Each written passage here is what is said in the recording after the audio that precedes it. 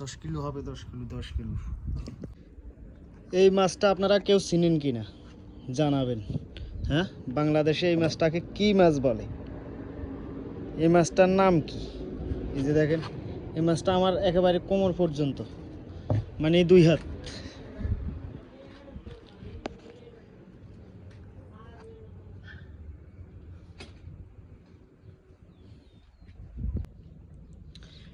ওমানের জাতীয় মাছ, বাংলাদেশের জাতীয় মাছ হয়েছে ইলিশ, ওমানের জাতীয় মাছ হয়েছে এটা।